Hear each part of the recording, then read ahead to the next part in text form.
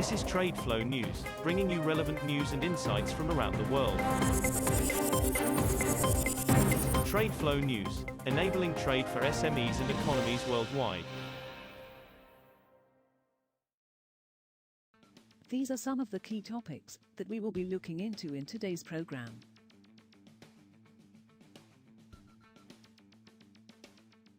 First, let's take a look at the overnight headlines which are impacting the commodity markets. U.S. oil refiners this quarter have extensive outages that will cut overall plant utilization rates to the lowest levels in the past 2 years, according to executive comments and analysts' forecasts. The industry has been running nearly full bore since 2022 when travel and fuel demand rebounded from depressed COVID-19 levels. The high run rates and relatively stable oil prices have been a boon for industry profits. But a series of unplanned mishaps and extensive maintenance has hampered throughput this year and led to a draw on fuel inventories. In this year's first 6 weeks, utilization has slipped to about 86% of the 18.3 million barrels per day, BPD, in national capacity, according to government estimates.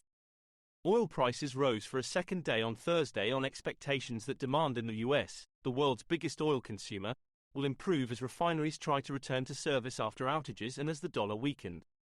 Brent crude futures rose 17 cents, or 0.2%, to $83.20 a barrel at 0510 GMT.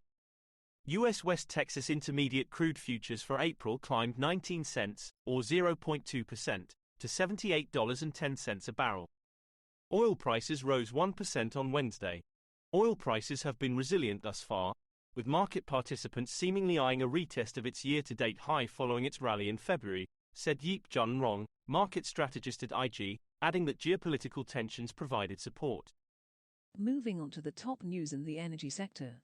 China approved another 114 gigawatts, GW, of coal power capacity in 2023, up 10% from a year earlier, with the world's top carbon polluter now at risk of falling short on climate targets after sanctioning dozens of new plants, research showed on Thursday. In an effort to bring climate warming emissions to a peak by 2030, China has vowed to strictly control new coal-fired generation capacity and has also connected record numbers of new wind and solar plants to its grid.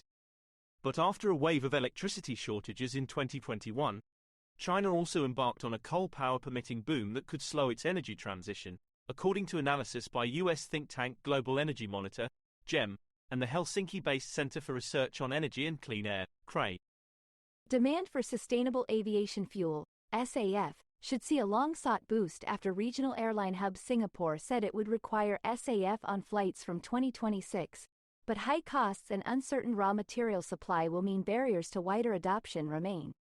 The city-state will initially require flights to use 1% SAF, possibly rising to 3%-5% by 2030 depending on wider availability and adoption, which will be paid for by a levy on tickets, its transport minister said on Monday ahead of the Singapore Air Show this week.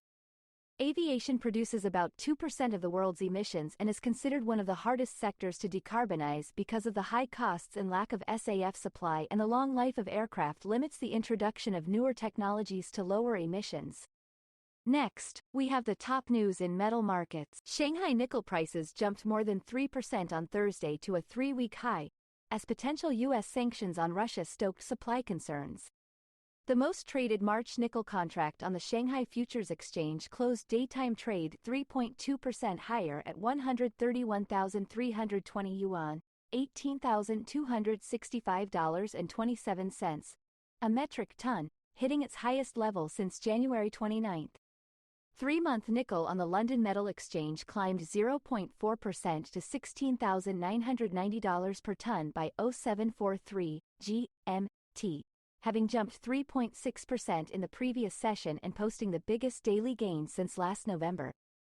Gold prices edged higher on Thursday, buoyed by a weaker dollar and escalating tensions in the Middle East, while investors awaited more U.S. economic data that could shed light on the Federal Reserve's interest rate outlook.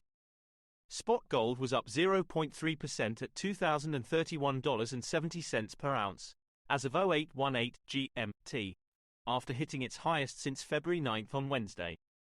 U.S. gold futures edged 0.3% higher to $2,041.20 per ounce.